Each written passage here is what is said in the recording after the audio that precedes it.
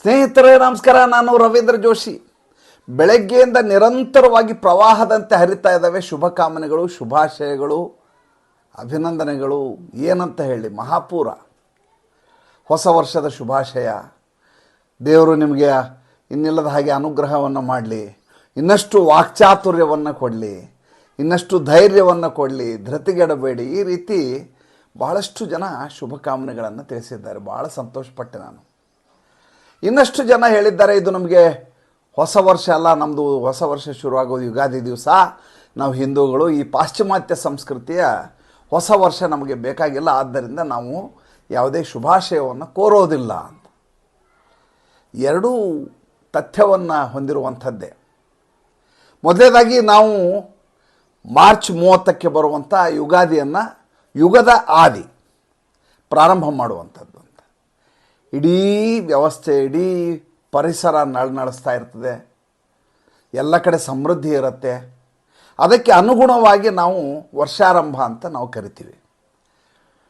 ಇನ್ನು ವ್ಯಾವಹಾರಿಕ ಜೀವನದಲ್ಲಿ ನಾವು ಕ್ಯಾಲೆಂಡರು ನೋಡಿಕೊಂಡು ಜೀವನ ಮಾಡೋದು. ಈಗ ಚೆಕ್ ಬುಕ್ಕಲ್ಲಿ ಚೆಕ್ ಬರೀಬೇಕು. ಚೆಕ್ ಬರೆಯೋ ಸಂದರ್ಭದಲ್ಲಿ ನಾನು 1 ಜನವರಿ 2025 ಅಂತ ಬರೆಯೋ ಜಾಗದಲ್ಲಿ ಕ್ರೋಧಿನಾಮ ಸಂವತ್ಸರ ಶುಕ್ಲ ಪಕ್ಷ, ಆಮೇಲೆ ಉತ್ತರಾಷಾಢ ನಕ್ಷತ್ರ ಅಂತೆಲ್ಲ ಬರೆದ್ರೆ ಬ್ಯಾಂಕ್ನಲ್ಲಿ ಚೆಕ್ ಪಾಸ್ ಆಗ್ತದನ್ರಿ? ಸಾಧ್ಯ ಆಗೋದಿಲ್ಲ. ವ್ಯಾವಹಾರಿಕವಾಗಿ ಯಾವುದನ್ನು ನಾವು ಅನುಷ್ಠಾನಕ್ಕೆ ತರ್ಕೋಬೇಕು ಅದನ್ನು ತರ್ಕೋಬೇಕು. ಹಾಗಂತೇಳಿ ನಾವು ಪಾಶ್ಚಿಮಾತ್ಯರು ಮಾಡಿದಂಥ ಅಥವಾ ಜಗತ್ತು ಒಪ್ಕೊಂಡಂಥ ವ್ಯವಸ್ಥೆಗೆ ಗುಲಾಮರಾಗಿ ಇರಬೇಕಾದಂಥದ್ದಿಲ್ಲ. ಅಂಥ ಮನಸ್ಥಿತಿಗೆ ನಮ್ಮನ್ನು ನಾವು ತೊಡಗಿಸ್ಕೊಳ್ಬೇಕಾಗಿಲ್ಲ. ಯಾವುದನ್ನು ಎಷ್ಟು, ಯಾವಾಗ, ಹೇಗೆ ಬಳಸ್ಕೋಬೇಕು ಹಾಗೆ ಬಳಸ್ಕೋಬೇಕು. ನಾನು ಕೂಡ ನ್ಯೂ ಇಯರ್ ಪಾರ್ಟಿ ಮಾಡಿದವನೇ ಒಂದು ಕಾಲಕ್ಕೆ. ನಮ್ಮ ಯೌವನದ ದಿನಗಳಲ್ಲಿ ನಾವೇನು ಕಡಿಮೆ ಓಡಾಡಿದವರಲ್ಲ, ರಾತ್ರಿ ಎಲ್ಲ ಕಳೆದೇ ಇರೋ ದಿನಗಳಿಲ್ಲ, ಅದೆಲ್ಲ ನಿಜ. ಆದರೆ ಒಬ್ಬ ಮನುಷ್ಯನಿಗೆ ವಿವೇಕ ಬಂದ ಮೇಲೆ, ವಿವೇಚನೆ ಬಂದ ಮೇಲೆ, ಯಾವುದು ಸರಿ ಯಾವುದು ತಪ್ಪು ಅಂತ ಗೊತ್ತಾದ ಮೇಲೆ ಅದಕ್ಕೆ ಅನುಗುಣವಾಗಿ ಬದುಕನ್ನು ನಡೆಸ್ತೀವಿ. ಚಿಕ್ಕವರಿದ್ದಾಗ ಚಡ್ಡಿ ಹಾಕ್ಕೊಂಡಿರಂಗಿಲ್ಲ ಅಂತೇಳಿ ಜೀವನ ಪರ್ಯಂತ ಚಡ್ಡಿ ಹಾಕ್ಕೊಳ್ಳದೆ ಇರೋಕ್ಕಾಗತ್ತಾ? ನಾನು ಈ ಸಂದರ್ಭದಲ್ಲಿ ತಮಗೆಲ್ಲ ವ್ಯಾವಹಾರಿಕ ಹೊಸ ವರ್ಷದ ಹಾರ್ದಿಕ ಶುಭಕಾಮನೆಗಳನ್ನು ನನ್ನ ಇಡೀ ಸಾಮಾಜಿಕ ಕುಟುಂಬಕ್ಕೆ, ನನ್ನ ಪರಿವಾರಕ್ಕೆ ತಿಳಿಸಲಿಕ್ಕೆ ಭಾಳಷ್ಟು ಅಭಿಮಾನ ಪಡ್ತೀನಿ. ಏಕೆಂದರೆ ಒಂದು ಹೊಸ ಬೆಳಗು, ಒಂದು ಹೊಸ ಸೂರ್ಯೋದಯ, ಒಂದು ಹೊಸ ಕನಸು, ಒಂದು ಹೊಸ ಸಂಕಲ್ಪ ಮನುಷ್ಯನಲ್ಲಿ ಉಲ್ಲಾಸವನ್ನು ಉಂಟು ಮಾಡೋದಾದರೆ ಮಾಡಲಿ ಬಿಡಿ, ಏನು ತಪ್ಪಿದೆ ಅದರಲ್ಲಿ? ಅಂಥ ಉಲ್ಲಾಸಕ್ಕೆ ನಮ್ಮನ್ನು ನಾವು ತೆರೆದುಕೊಳ್ಳೋಣ. ಯಾವುದರ ಕುರಿತು ತೀರಾ ನಾವು ಪೂರ್ವಾಗ್ರಹ ಪೀಡಿತರಾಗೋದು ಬೇಡ. ಯಾವುದರ ಕುರಿತಾಗಿ ನಾವು ಹೆಚ್ಚು ತಲೆ ಕೆಡಿಸ್ಕೊಳ್ಳೋದು ಬೇಡ ಅದರ ಬಗ್ಗೆ. ಮತ್ತೊಮ್ಮೆ ತಮ್ಮೆಲ್ಲರಿಗೂ ಹೊಸ ವರ್ಷದ, ವ್ಯಾವಹಾರಿಕ ವರ್ಷದ ಶುಭಕಾಮನೆಗಳನ್ನು ಕೋರ್ತಾ ಇವತ್ತಿನ ಸಂಚಿಕೆಯನ್ನು ಪ್ರಾರಂಭ ಮಾಡ್ತಾ ಇದ್ದೀನಿ. ದಯವಿಟ್ಟು ಇನ್ನು ಮುಂದೆ ನಮ್ಮ ಸಂಚಿಕೆ ಪ್ರಾರಂಭ ಆದ ಸಂದರ್ಭದಲ್ಲಿ ದಯವಿಟ್ಟು ಯಾರು ಇದನ್ನು ಸಬ್ಸ್ಕ್ರೈಬ್ ಮಾಡಿಲ್ಲೋ ಸಬ್ಸ್ಕ್ರೈಬ್ ಬಟನ್ನ ಪ್ರೆಸ್ ಮಾಡೋದು ಮರಿಬೇಡಿ. ಬರತ್ತೆ ಬಿಡು ಅನ್ನುವಂಥ ಮನಸ್ಥಿತಿ ಬೇಡ, ಉದಾಸೀನ ಬೇಡ. ಎರಡನೇ ಪಕ್ಕದಲ್ಲೊಂದು ಸಣ್ಣ ಗಂಟೆಯ ಚಿತ್ರ ಇದೆ, ಅದನ್ನು ಪ್ರೆಸ್ ಮಾಡಿದರೆ ಮಾತ್ರ ನಿಮಗೆ ನೋಟಿಫಿಕೇಷನ್ ಬರ್ತಿಲ್ಲದೆ ಹೋದರೆ ನಮ್ಮ ವಿಡಿಯೋ ಬಂದದ್ದು ಭಾಳಷ್ಟು ಜನರಿಗೆ ಗೊತ್ತೇ ಆಗೋದಿಲ್ಲ. ನನಗೆ ಹೊರಗಡೆ ಹೋದಂಥ ಸಂದರ್ಭದಲ್ಲಿ ಬಹಳಷ್ಟು ಜನ ಅದನ್ನೇ ಹೇಳ್ತಾರೆ, ಏನಂತ, ಏನು ಸರ್ ನಿಮ್ಮ ವಿಡಿಯೋಗಳು ಸರಿಯಾಗಿ ಬರ್ತಾನೆ ಇಲ್ಲ ಇತ್ತೀಚೆಗೆ ಅಂತ. ನನಗೆ ಭಾರಿ ಆಶ್ಚರ್ಯ ಆಗುತ್ತೆ. ನೋಡಿ, ನಾನು ಕಳೆದ 10-15 ದಿವಸಗಳಿಂದ ನಿರಂತರವಾದಂಥ ಪ್ರವಾಸದಲ್ಲಿದ್ದೇನೆ. ಸಿಕ್ಕಾಪಟ್ಟೆ ದಣಿವಾಗತ್ತೆ, ಆಯಾಸ ಆಗತ್ತೆ. ವಿದೇಶದಿಂದ ಮಗಳು ಬಂದಿದ್ದಾಳೆ, ಅವಳ ಜೊತೆ ಸಮಯ ಕಳಿಬೇಕಾಗತ್ತೆ, ಅವ್ರ ಜೊತೆ ಓಡಾಡಬೇಕಾಗತ್ತೆ. ಅದರ ಮಧ್ಯೆ ನಾನು ಯಾವತ್ತೂ ನಾನು ಕರ್ತವ್ಯಕ್ಕೆ ವಿಮುಖನಾದಂಥ ಮನುಷ್ಯನಲ್ಲ. ನನ್ನ ಅಧ್ಯಯನವನ್ನು ನಿಲ್ಲಿಸಲಿಲ್ಲ. ಒಂದೇ ಒಂದು ಸಂಚಿಕೆ ಇಲ್ಲಿಯವರೆಗೂ ತಡವಾಗಿ ಬಂದಿಲ್ಲ ನಮ್ಮದು. ಈ 10 ದಿನಗಳ ಅವಧಿಯ ಬಗ್ಗೆ ಹೇಳ್ತಾ ಇದ್ದೀನಿ. ಇಡೀ ದೇಶಾದ್ಯಂತ ಎಲ್ಲಿ ನೋಡಿದರೂ ಜನ ಜನ ಜನ ಜನ ಜನಜಂಗುಳಿ. ಜಗತ್ತು ಯಾಕೆ ಇಷ್ಟೊಂದು ಹೊರಗಡೆ ವಿಹರಿಸಲಿಕ್ಕೆ ಹಾತೊರಿತಾ ಇದೆ ನನಗೆ ನಿಜಕ್ಕೂ ಅರ್ಥ ಆಗ್ತಾ ಇಲ್ಲ. ನಾವು ವಿದೇಶಿ ಮನಸ್ಥಿತಿಗೆ ಒಗ್ಗಿಕೊಂಡ್ಬಿಟ್ಟಿದ್ದೀವ, ವೀಕೆಂಡ್ ಸಂಸ್ಕೃತಿಗೆ ಒಪ್ಕೊಂಡ್ಬಿಟ್ಟಿದ್ದೀವ. ಮಜಾ ಅನ್ನೋದು ಕೇವಲ ವಿಹಾರದಲ್ಲಿ ಮಾತ್ರ ಇದೆಯಾ ಅಂತ ನನಗೆ ಅನುಮಾನ, ಸಂದೇಹಗಳು ಶುರುವಾಗ್ತಾ ಇದ್ದಾವೆ. ಈ ಸಂತೆಯಲ್ಲಿ ನಮ್ಮನ್ನು ನಾವು ಕಳ್ಕೊಂಡು ಹೋಗಲಾರದ ಹಾಗೆ ನೋಡ್ಕೊಳ್ಬೇಕಾದಂಥ ಅನಿವಾರ್ಯತೆ ಬಂದುಬಿಟ್ಟಿದೆ. ಎಲ್ಲಿ ನೋಡಿದರೂ ಜನ, ಯಾವ ಹೋಟ್ಲೊಳಗೆ ಕಾಲಿಡೋಕ್ಕಾಗಲ್ಲ, ಎಲ್ಲಿ ಹೋಟೆಲ್ ರೂಮ್ಗಳು ಸಿಗೋದಿಲ್ಲ, ರಸ್ತೆಯಲ್ಲಿ ವಾಹನ ಸಂಚಾರ ಮಾಡುವುದು ದುಸ್ತರ, ಜನ ನುಗ್ತಾನೆ ಇರ್ತಾರೆ.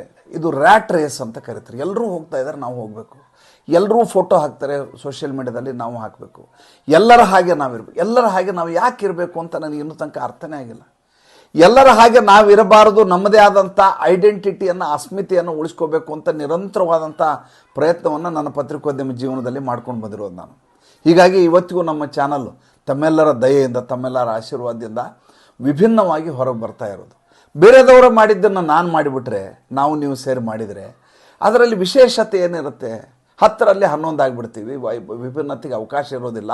ನಾವೀನ್ಯತೆಗೆ ಜಾಗ ಇಲ್ಲದೆ ಇರೋ ಜಾಗದಲ್ಲಿ ನಾವು ಇರಬಾರ್ದು ಅಂತ ನಾ ಹೇಳೋದು. ನನಗೆ ಅದೇ ಹೇಳ್ತಾ ಇದ್ದೆ, ಎಲ್ಲಿ ಹೋದಲ್ಲಿ ಜನ, ಆಯಾಸ, ದಣಿವು, ಇದರ ಮಧ್ಯೆ ಒಂದೇ ಒಂದು ದಿವಸ ತಪ್ಪಲಾರದೆ ನಿರಂತರವಾಗಿ ವಿಡಿಯೋಗಳನ್ನು ಮಾಡ್ಕೊಂಬಂದೆ. ಆದರೆ ಸಿಕ್ಕಂಥ ಜನ, ರಸ್ತೆಯಲ್ಲಿ ಸಿಕ್ಕ ಜನ, ದೇವಸ್ಥಾನದಲ್ಲಿ ಸಿಕ್ಕ ಜನ, ರೆಸಾರ್ಟ್ಗಳಲ್ಲಿ ಸಿಕ್ಕ ಜನ, ಯಾಕೆ ಸರ್ ಇತ್ತೀಚೆಗೆ ನಿಮ್ಮ ವಿಡಿಯೋಗಳೇ ಬರ್ತಾ ಇಲ್ಲ ಅಂತಾರೆ. ಏನಂತ ಹೇಳಿ ನಾನು? ಅದಕ್ಕೆ ಹೇಳೋದು, ದಯವಿಟ್ಟು ಚಾನಲ್ನ ಮೊದಲು ಸಬ್ಸ್ಕ್ರೈಬ್ ಬಟನನ್ನು ಪ್ರೆಸ್ ಮಾಡಿ. ಅದಕ್ಕೇನೋ ದುಡ್ಡು ಕೊಡಬೇಕಾಗಿಲ್ಲ. ಲೈಕ್ ಬಟನನ್ನು ಪ್ರೆಸ್ ಮಾಡಿ, ಹೆಚ್ಚು ಜನರಿಗೆ ತಲುಪುತ್ತೆ. ಮೂರನೇದು, ಅಲ್ಲಿ ಕಾಲಿಂಗ್ ಬೆಲ್ ಥರದ್ದು ಒಂದು ಚಿತ್ರ ಇದೆ, ಅದನ್ನು ಅದುಮಿದರೆ ನಿಮಗೆ ನಮ್ಮ ಹೊಸ ವಿಡಿಯೋ ಬಂದಾಗ ಒಂದು ನೋಟಿಫಿಕೇಷನ್ ಅದು ಕಳಿಸುತ್ತೆ. ತಾಂತ್ರಿಕವಾದಂಥ ವ್ಯವಸ್ಥೆ ಅದು ಯೂಟ್ಯೂಬ್ನಲ್ಲಿ ಮಾಡಿಬಿಟ್ರೆ ನಮ್ಮ ಯಾವುದೇ ಸಂಚಿಕೆ ಬಂದಾಗ ತಾವು ನೋಡೋದು ಬಿಡೋದು ತಮ್ಮ ಸಮಯದ ಪರಿಮಿತಿಗೆ ಒಳಪಟ್ಟಂಥದ್ದು, ಅದರ ಪರಿಧಿಗೆ ತಾವು ಬಿಡುವಾಗಿದ್ದ ಸಂದರ್ಭದಲ್ಲಿ ಅದನ್ನು ನೋಡ್ಕೋಬೋದು. ಆದರೆ ನಿಮಗೆ ವಿಡಿಯೋ ಬಂದಂಥ ಮಾಹಿತಿ ಇರುತ್ತೆ. ದಯವಿಟ್ಟು ಅದನ್ನು ಆದಷ್ಟು ಪ್ರಯತ್ನ ಮಾಡಲಿಕ್ಕೆ ನೋಡಿ. ಇವತ್ತು ಹೊಸ ವಿಷಯವನ್ನು ಹೇಳಬೇಕು ಅಂತ ಮಾಡಿದ್ದೇನೆ. ಭಾಳ ದಿವಸ ಇದ್ರ ಬಗ್ಗೆ ನೀವು ಮಾತೇ ಆಡಿರಲಿಲ್ಲ. ಮಹಾರಾಷ್ಟ್ರದ ರಾಜಕಾರಣದ ಬಗ್ಗೆ. ಮಹಾರಾಷ್ಟ್ರದ ರಾಜಕಾರಣದಲ್ಲಿ ಮೊನ್ನೆ ನಡೆದಂಥ ಘಟನೆ ಏನಿದೆಯಲ್ಲ, 30ನೇ ತಾರೀಕು ನಡೆದದ್ದು, ಕೇಳಿಬಿಟ್ರೆ ಅಚ್ಚರಿ ಪಟ್ಬಿಡ್ತೀರಿ. ಇದು ಯಾವತ್ತೂ ಆಗಬೇಕಾಗಿತ್ತು, ಈಗ ಆಗಿಬಿಟ್ಟಿದೆಯಲ್ಲ ಅಂತ ನಿಮಗೆ ಅಚ್ಚರಿ ಆಗುತ್ತೆ. ಏನಾಯಿತು? ಮಹಾರಾಷ್ಟ್ರದ ಚುನಾವಣೆ ಅಂತೂ ಆಯಿತು. ಉದ್ಧವ್ ಠಾಕ್ರೆ ಅವ್ರಿಗೆ 20 ಸೀಟುಗಳು ಬಂದವು, 16 ಸೀಟು ಕಾಂಗ್ರೆಸ್ಸಿಗೆ ಬಂದವು, 10 ಸೀಟು ಶರದ್ ಪವಾರ್ಗೆ ಬಂದವು. ಪೂರ್ತಿ ನೆಲ ಕಚ್ಚಿಬಿಟ್ರು. ವಿಪಕ್ಷ ಸ್ಥಾನಮಾನವೇ ಇರಲಾರ್ದಂಥ ಪರಿಸ್ಥಿತಿ ಮಹಾರಾಷ್ಟ್ರದಲ್ಲಿ ಬಂತು. ಅದಾದಮೇಲೆ ಈಗಿರುವಂಥ ಅತಿ ದೊಡ್ಡ ಸತು ಪರೀಕ್ಷೆ ಏನು ಗೊತ್ತಾ? ಮಹಾರಾಷ್ಟ್ರದಲ್ಲಿ ಮುಂಬೈ ಮಹಾನಗರ ಪಾಲಿಕೆಯ ಚುನಾವಣೆ, ಬೃಹನ್ ಮುಂಬೈ ನಗರ ಪಾಲಿಕೆ ಚುನಾವಣೆ, BMC ಅಂತ ಕರೀತಾರೆ. BMC ಎಷ್ಟು ದೊಡ್ಡದು ಅಂದರೆ, ನಮ್ಮ ಭಾರತ ದೇಶದ ಹಲವು ರಾಜ್ಯಗಳ ಬಜೆಟ್ಗಿಂತ ಹೆಚ್ಚಿನ ಬಜೆಟನ್ನು ಹೊಂದಿರುವಂಥ ಅತಿ ದೊಡ್ಡ, ಅದರ ಹೆಸರಿನ ಹಾಗೆಯೇ ಬೃಹನ್ ಮುಂಬೈ ನಗರ ಪಾಲಿಕೆ. ಅಂಥ ಆಯವ್ಯಯ ಇರುವಂಥದ್ದು, ಅಂಥ ದೊಡ್ಡ ಎಕ್ಸ್ಚೆಕರ್ ಇರುವಂಥದ್ದು, ಅಂಥ ದೊಡ್ಡ ಖಜಾನೆ, ಅಷ್ಟು ದೊಡ್ಡ ಆಯವ್ಯಯ ಇರುವಂಥದ್ದು. ಅದರ ಸದಸ್ಯತ್ವ ನಮ್ಮಲ್ಲಿ ಒಂದು 4-5 ಜನ MLA ಸೇರಿದರೆ ಒಬ್ಬ ಕಾರ್ಪೊರೇಟರ್ ಆಗ್ತಾರೆ ಬಾಂಬೆದಲ್ಲಿ. ಹೀಗಾಗಿ ಅದಕ್ಕೆ ಭಾಳ ದೊಡ್ಡ ಮಟ್ಟದ ಸೆಣಸಾಟ. ಅದಕ್ಕಾಗಿ ಧನಾಢ್ಯರು, ಬಲಾಢ್ಯರು ಎಲ್ಲರೂ ಮುಗಿಬೀಳ್ತಾರೆ ಈ ಸ್ಥಾನಕ್ಕೋಸ್ಕರ. ಈ ಬೃಹನ್ ಮುಂಬೈ ನಗರ ಪಾಲಿಕೆ ಚುನಾವಣೆಯಲ್ಲಾದರೂ ಒಂದಷ್ಟು ನಾವು ಏನಾದರೂ ಯಶಸ್ಸನ್ನು ಗಳಿಸೋಣ ಅಂಥೇಳಿ ಉದ್ಧವ್ ಠಾಕ್ರೆ ಅವರು ಅವರ ಮಾತೋಶ್ರೀನಲ್ಲಿ ಸಭೆಯನ್ನು ಕರೀತಾರೆ. ಮಾತೋಶ್ರೀ ಅಂದರೆ ಅವರ ನಿವಾಸ, ಉದ್ಧವ್ ಠಾಕ್ರೆ ಅವರ ನಿವಾಸ. ಬಾಳ ಠಾಕ್ರೆ ಅವರು ಇಟ್ಟಿರುವಂಥ ಹೆಸರು. ಈ ಮಾತೋಶ್ರೀ ಇದೆಲ್ಲ ಇದರ ಮೇಲ್ಭಾಗದಲ್ಲಿ, ಮೇಲಿನ ಮಹಡಿಯಲ್ಲಿ ಒಂದು ದೊಡ್ಡ ಹಾಲ್ ಇದೆ. ಆ ಹಾಲ್ನಲ್ಲಿ ಯಾವಾಗಲೂ ಈ ಕಾರ್ಪೊರೇಟರ್ ಮೀಟಿಂಗ್ಗಳು ಅಥವಾ ಪಕ್ಷದ ಶಾಸಕರ ಸಭೆಗಳು, ಈ ರೀತಿ ಸಭೆ ಮಾಡಲಿಕ್ಕೆ ಒಂದು ದೊಡ್ಡ ಕಾನ್ಫರೆನ್ಸ್ ಹಾಲ್ ಇದೆ. ಹೆಚ್ಚಾಗಿ ಬಾಳ್ ಠಾಕ್ರೆ ಕಾಲದಿಂದ ಯಾವುದೇ ಸಭೆ ನಡೆಸಬೇಕಾದ್ರೂ ಬೇರೆ ಯಾವುದೇ ಸಭಾಂಗಣವನ್ನು ಬುಕ್ ಮಾಡಿದಂಥ ದಾಖಲೆಗಳು ತೀರಾ ಕಡಿಮೆ. ಬಾಳ ಠಾಕ್ರೆ ಅವ್ರು ಹೊರಗಡೆನೇ ಹೋಗ್ತಿರಲಿಲ್ಲ ಹೆಚ್ಚಿನ ಸಮಯ. ಏನೇನು ನಡೆಯೋದಿದ್ರು ಅಲ್ಲೇ ನಡೀಬೇಕಾಗಿತ್ತು. ಯಾರೇ ಬಂದು ಭೇಟಿ ಆಗೋದ್ರು ಅಲ್ಲೇ ಬಂದು ಭೇಟಿ ಆಗಬೇಕಾಗಿತ್ತು. ಅಂಥದ್ದೊಂದು ವ್ಯವಸ್ಥೆಯನ್ನು ಅವರು ಆ ವಾಮನ ಮೂರ್ತಿ ಮಾಡ್ಕೊಂಬಂದಿದ್ರು. ಭಾಳ ಕುಳ್ಳ, ಕೈಯಲ್ಲಿ ಯಾವಾಗಲೂ ಚಿರೋಟ್ ಹಿಡ್ಕೊಂಡಿರೋರು, ಸಿಗರೆಟ್ ಸೇರ್ತಾ ಇರೋರು, ಹುಲಿ ಅಂದರೆ ಹುಲಿ, ಆ ಥರ ಇದ್ದಂಥ ಮನುಷ್ಯ. ಸಭೆಯನ್ನು ಕರೀತಾರೆ. ಸಭೆಯಲ್ಲಿ ಎಲ್ಲ ಕಾರ್ಪೊರೇಟರ್ಗಳು ಬರ್ತಾರೆ, ಶಿವಸೇನೆ ಕಾರ್ಪೊರೇಟರ್. ಈಗಲೂ ಕೂಡ ಮುಂಬೈನಲ್ಲಿ ಶಿವಸೇನೆಯ ಕಾರ್ಪೊರೇಟರ್ದು ಅಲ್ಲಿ ನಿರ್ಣಾಯಕವಾದಂಥ ಸ್ಥಾನ. ಬೃಹನ್ ಮುಂಬೈ ನಗರ ಪಾಲಿಕೆಯಲ್ಲಿ ಅತಿ ಹೆಚ್ಚು ಸ್ಥಾನಗಳಿರುತ್ತೆ ಶಿವಸೇನೆಯಲ್ಲಿ. ಈಗ ಅದರ ಚುನಾವಣೆ ಬರುತ್ತೆ. ಚುನಾವಣೆಗೆ ತಯಾರಿಯನ್ನು ಮಾಡ್ಕೋಬೇಕು. ಸಭೆ ನಡೀತದೆ. ಸಭೆ ನಡೆದ ಸಂದರ್ಭದಲ್ಲಿ ಉದ್ಧವ್ ಠಾಕ್ರೆ ಇರ್ತಾರೆ, ಆದಿತ್ಯ ಠಾಕ್ರೆ ಇರ್ತಾರೆ, ಶಕುನಿ ಇರ್ತಾರೆ, ಯಾರು ಸಂಜಯ್ ರಾವತ್. ಮಾತುಕತೆ ಶುರುವಾಗತ್ತೆ. ಕಾರ್ಪೊರೇಟ್ರು ಭಾಳ ತಯಾರಿ ಮಾಡ್ಕೊಂಡು ಬಂದಂಗೆ ಕಾಣುತ್ತೆ ಬಹುಶಃ ಅವತ್ತು. ಇವತ್ತು ಬಿಡಬಾರ್ದು ಇವನು ಬರೋಬ್ಬರಿ ತದಕಬೇಕು ಇವನ್ನ ಅಂತ ನಿರ್ಧಾರ ಮಾಡೇ ಬಹುಶಃ ಅವ್ರು ಆ ರೀತಿ ಬಂದಿರ್ತಾರೆ. ಸಭೆ ಶುರುವಾಗುತ್ತೆ. ಕಾರ್ಪೊರೇಟ್ರು ಒಬ್ಬೊಬ್ಬರೇ ಮಾತಾಡ್ಲಿಕ್ಕೆ ಶುರು ಮಾಡ್ತಾರೆ. ಉದ್ಧವ್ ಠಾಕ್ರೆ ಭಾಳಷ್ಟು ಜನರಿಗೆ ಗೊತ್ತಿರಲಿಕ್ಕೆಲ್ಲ ತುಂಬ ಜಾಸ್ತಿ ಮಾತಾಡೋದಿಲ್ಲ. ಅವರು ತುಂಬ ಇಂಟ್ರಾವರ್ಟ್ ಆಗಿದ್ದಂಥ ಮನುಷ್ಯ ಆತ. ಮುಂಚೆ ಭಾಳ ಅಂತರ್ಮುಖಿ ಆಗಿದ್ದಂಥ ಮನುಷ್ಯ. ಆದರೆ ಅವರಿಗೆ ಅಧಿಕಾರ ಬಂದ ಮೇಲೆ ಎಷ್ಟು ದುರಹಂಕಾರಿ ಆಗಿಬಿಟ್ರು ಅಂತಂದರೆ, ಈ ರಾಹುಲ್ ಗಾಂಧಿ ಥರ ಆಡೋಕ್ಕೆ ಶುರು ಮಾಡಿಬಿಟ್ರು. ಹೇಳ್ತಾರೆ, ಕಾರ್ಪೊರೇಟ್ರಿಗೆ ಹೇಳ್ತಾರೆ, ನಮ್ಮದು ಬಾಳಾರ್ ಸಾಹೇಬ್ ಏನಿದ್ರು ಅದೇ ಪಾಲಿಸಿನ ಮಾಡ್ಕೋಬೇಕು ನಾವು, ಇಲ್ಲದೇ ಈ ಬಾರಿ ಚುನಾವಣೆಯಲ್ಲಿ ಗೆಲ್ಲಕ್ಕಾಗೋದಿಲ್ಲ, ಮುಸಲ್ಮಾನರ ಮತಗಳು ಬರ್ತಾವೆ ಅಂತೆಲ್ಲ ನಂಬ್ಕೊಂಡ್ಬಿಟ್ರೆ ನಮಗೆ ಈ ಬಾರಿ ಚೊಂಬು ಕೊಡ್ತಾರೆ. ಆದ್ದರಿಂದ ನಾವು ಹಿಂದುತ್ವದ ಅಸ್ಮಿತೆಯಾಗಿ ಹೊರಹೊಮ್ಮಬೇಕು. ನಾವು ಅದೇ ರೀತಿಯಾದಂಥ ಹೋರಾಟ ಮಾಡೋಣ. ಗೆದ್ದರೂ ಸರಿ ಸೋತರೂ ಸರಿ ನಮ್ಮ ಹಳೆಯ ಪಾಲಿಸಿ ಏನಿದೆ ಅದನ್ನ ನಮ್ಮ ವಿಚಾರಧಾರೆ ಅದೇ ಆಗಲಿ, ನಮ್ಮ ಸಿದ್ಧಾಂತ ಅದೇ ಆಗಿರಲಿ ಅಂತ ಒಬ್ಬೊಬ್ಬರಾಗಿ ಕಾರ್ಪೊರೇಟರ್ ಎದ್ದು ನಿಂತು ಒಬ್ಬರು ನಿಂತು ಮರಾಠಿಯಲ್ಲಿ ಹೇಳಕ್ಕೆ ಶುರು ಮಾಡಿದ್ರು. ಈ ಕಡೆ ಪಕ್ಕದಲ್ಲಿ ಸಂಜಯ್ ರಾವತ್ ಕೂತಿದ್ದ, ತಡ್ಕೊಳ್ಳಿಕ್ಕಾಗಲಿಲ್ಲ. ಯಾರಾದರೂ ಒಬ್ಬ ಕಾರ್ಪೊರೇಟರ್ ಮಾತಾಡಿ ಮಧ್ಯೆ ತೂ ಬಸ ಕೂತ್ಕೊಳ್ಳಂತ, ತೂ ಬಸ ನೀ ಕೂತ್ಕೋ ಅನ್ನೋದು. ಇವರಿಗೆ ಕೂತವ್ರಿಗೆ ರೇಗ್ ಹೋಗುತ್ತೆ. ಒಬ್ಬೊಬ್ಬರು ದೊಡ್ಡ ದೊಡ್ಡ ಕಾರ್ಪೊರೇಟರ್ಗಳವರು. ಈತ ರಾಜ್ಯಸಭಾ ಸದಸ್ಯ. ಯಾರು? ಈ ಸಂಜಯ್ ರಾವತ್. ಯಾವುದೇ ಚುನಾವಣೆಯಲ್ಲಿ ಗೆದ್ದಿರೋ ಮನುಷ್ಯ ಅಲ್ಲ, ಕೇವಲ ಚಮಚಾಗಿರಿ ಮಾಡಿ ರಾಜಕಾರಣ ಮಾಡ್ಕೊಂಬಂದ್ರು. ಚಮಚಾಗಿರಿ ಯಾವ ಮಟ್ಟಿಗೆ, ಒಂದು ಕಡೆ ಕಾಕಾ ಅಂಥೇಳಿ ಶರದ್ ಪವಾರ್ ಜೊತೆ ಓಡಾಡೋದು ಈ ಮನುಷ್ಯ. ಶರದ್ ಪವಾರು ಮತ್ತು ಸಂಜಯ್ ರಾವತ್ ಹೇಗೆ ಅಂದರೆ ಗಳಸ್ಯ ಕಂಠಸ್ಯ. ಆ ಶರದ್ ಪವಾರ್ ಹೇಳ್ದಂಗೆ ಕೇಳಿಯೇ ಈ ಉದ್ಧವ್ ಠಾಕ್ರೆ ದಾರಿ ತಪ್ಪಿಸಿದ್ದು ಈ ಮನುಷ್ಯ. ಅದು ಭಾಳ ದೊಡ್ಡ ಕಥೆ ಇದೆ, ಅದು ಇನ್ಯಾವಾಗಾದ್ರೂ ಹೇಳ್ತೇನೆ. ಈಗ ವಿಷಯಕ್ಕೆ ಬರೋಣ. ಭಾಳ ಇಂಟ್ರೆಸ್ಟಿಂಗ್ ಇದೆ ಅದು. ಯಾವ ರೀತಿ ಇವರು ಮಹಾವಿಕಾಸ್ ಅಗಾಡಿ ಆಯಿತು ಅನ್ನೋದಕ್ಕೆ ಒಂದು ಕಥೆ ಇದೆ, ಅದನ್ನು ಇನ್ನೊಂದು ಸಲ ಹೇಳ್ತೀನಿ. ಯಾವ ರೀತಿ ಶರದ್ ಪವಾರ್ ಈತನನ್ನು ಸಂಜಯ್ ರಾವತನ್ನು ಬಳಸ್ಕೊಂಡ್ರು ಅಂತ ಒಂದು ಸಲ ಹೇಳ್ತೀನಿ ನಿಮಗೆ. ಆಯಿತು, ತೂ ಬಸ ಅನ್ನೋರು ಇವರು ಪಾಪ ಒಬ್ಬರು ಇಬ್ಬರು ಕಾರ್ಪೊರೇಟರ್ ಕೂತ್ರು. ಮೂರನೇದವ ಎದ್ದು ಅಂತ ಹೇಳಿದೆ, ನೀ ನನಗೆ ಯಾಕೆ ಹೇಳ್ತೀಯ, ಹೇಳೋದಾದ್ರೆ ಅವ್ರು ಹೇಳಿ ಅಂದ. ಯಾರು? ಉದ್ಧವ್ ಠಾಕ್ರೆ ಹೇಳಿ, ನೀನು ಯಾರು ಹೇಳೋಕ್ಕೆ ನನಗೆ ಅಂದ. ಇಲ್ಲ, ನಿನಗೇನು ಗೊತ್ತಿದೆ, ಕುತ್ಕೊ, ನಮ್ಮ ಪಕ್ಷ ಯಾವ ತೀರ್ಮಾನ ತೊಗೋಬೇಕು ಅಂತ ನಮ್ಮ ನಾಯಕರು ತಗೋತಾರೆ, ನೀನು ಹೇಳಿದಂಗೆ ಕೇಳೋಕ್ಕಾಗಲ್ಲ ಅಂದ.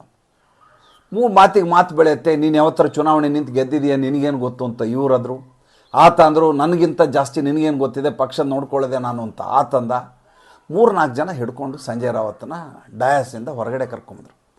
ಹಿಂಭಾಗದಲ್ಲಿ ಒಂದು ಕೊಠಡಿ, ಆತನನ್ನು ಒಳಗಡೆ ಮಾತಾಡೋಣ ಬಾ ಅಂತ ಕರ್ಕೊಂಡು ಹೋಗಿ ಬಾಗಿಲು ಹಾಕಿ ರಪ ರಪ ರಪ ರಪ ರಪ ರಪ ಸಂಜಯ್ ರಾವತ್ಗೆ ಚೆನ್ನಾಗಿ ತದಕ್ತಾರೆ.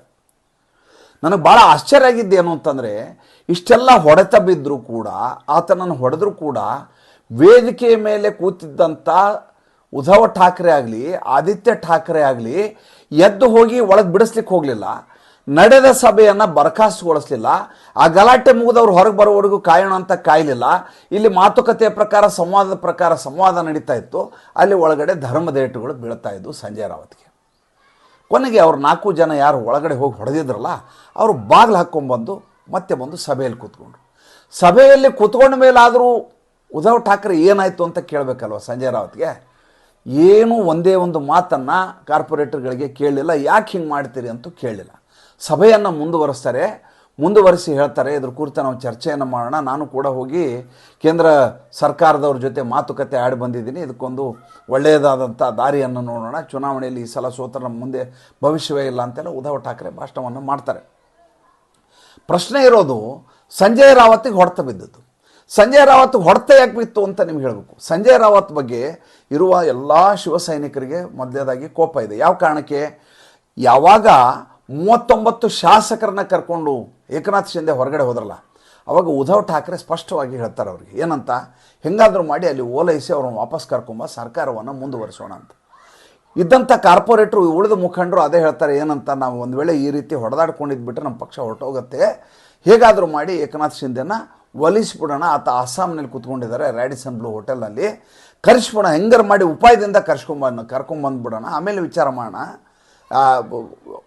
ಪರಿಸ್ಥಿತಿ ಶಮನ ಆಗುವ ಹಾಗೆ ನೋಡ್ಕೋಣ. ಆವಾಗ ಈತ ಸಂಜಯ್ ರಾವತ್ ಉಲ್ಟಾ ಹೊಡೆದಿರ್ತಾನೆ. ಏನಂತ, ಅವ್ನು ಯಾವ ದೊಡ್ಡ ಏಕನಾಥ್ ಶಿಂದೆ, ಅವ್ನು ಯಾವ ತೀಸ್ಮಾರ್ ಖಾನ್, ಅವನಿಂದ ಏನಾಗಬೇಕು, ಅವ್ನು ಯಾವ ತುರ್ರಮ್ ಖಾನ್, ಏನು ಅವನಿಂದ ಸರ್ಕಾರ ರಚನೆ ಮಾಡಿಬಿಡ್ತಾನ, ಇವನು ಹೋದ್ರೆ ಏನು ಬಿ ಜೆ ಪಿಯವ್ರು ಒಪ್ಕೊಂಡ್ಬಿಡ್ತಾರ, ಬಿ ಜೆ ಪಿ ಒಪ್ಪಿದ್ರೆ ಸರ್ಕಾರ ಆಗಿಬಿಡುತ್ತಾ, ನಾವು ಇಷ್ಟು ಜನ ಇದ್ದೀವಿ, ಅವರು ಬಂದಾದರೂ ಬರಲಿ, ಅವರು ಅಲ್ಲಿಂದ ಅಸ್ಸಾಂನಿಂದ ಬಂದು ಇಲ್ಲಿ ಬಂದು ಗೌಹಾತಿಯಿಂದ ಬಂದು ಮುಂಬೈ ಕಾಲಿಡಲಿ, ಅವ್ರನ್ನ ಜನ ಜೀವಂತ ಸುಟ್ಟಾಕ್ತಾರೆ.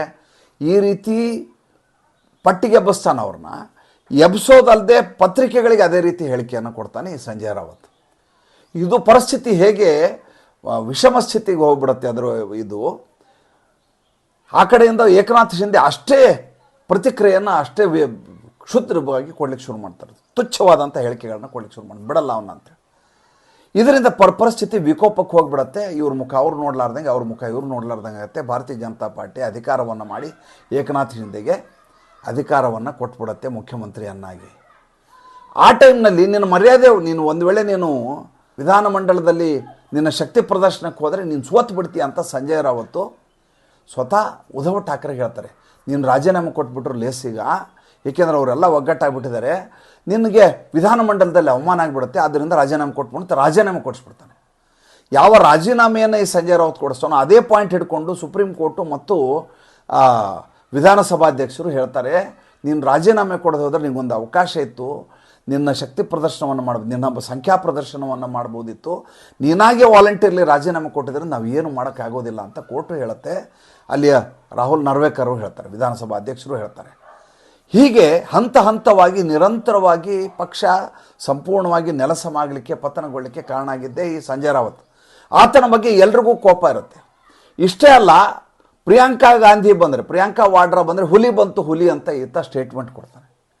ಯಾವ ಉದ್ಧವ್ ಠಾಕ್ರೆ ಬಗ್ಗೆ ಹೊಗಳಿದರೆ ಓಕೆ, ಸರ್ಕಾರದ ಬಗ್ಗೆ ಮಾತಾಡಿದರೆ ಓಕೆ, ಕಾಂಗ್ರೆಸ್ಸನ್ನು ಹೊಗಳಿಕೊಂಡು ಓಡಾಡೋದು, ಕಾಕಾ ಅಂತ ಶರದ್ ಪವಾರ್ನ ಹೊಗಳೋದು, ಯಾವ ಶರದ್ ಪವಾರು ದುರ್ಬಲಾತಿ ದುರ್ಬಲ ಮುಖ್ಯಮಂತ್ರಿ ಅಂತ ಉದ್ಧವ್ ಠಾಕ್ರೆ ಅವ್ರನ್ನ ಕರೀತಾರೋ ಅಂಥ ಉದ್ಧವ್ ಠಾಕ್ರೆಯನ್ನು ಬಿಟ್ಟು ಈತ ಶರದ್ ಪವಾರ್ ಕಾಕಾನ ಹೊಗಳಿಕ್ಕೆ ಶುರು ಮಾಡ್ತಾರೆ.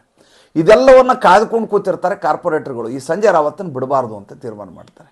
ಯಾವಾಗ ಸಭೆಯನ್ನು ಕರೆಯಲಾಗುತ್ತೋ ಚೆನ್ನಾಗಿ ಹಣಿತಾರೆ. ಹಣದಾದ್ಮೇಲೆ ಸಭೆ ಸುಮಾರು 2.5 ಗಂಟೆಗಳ ಕಾಲ ಸಭೆ ನಡೆಯುತ್ತೆ.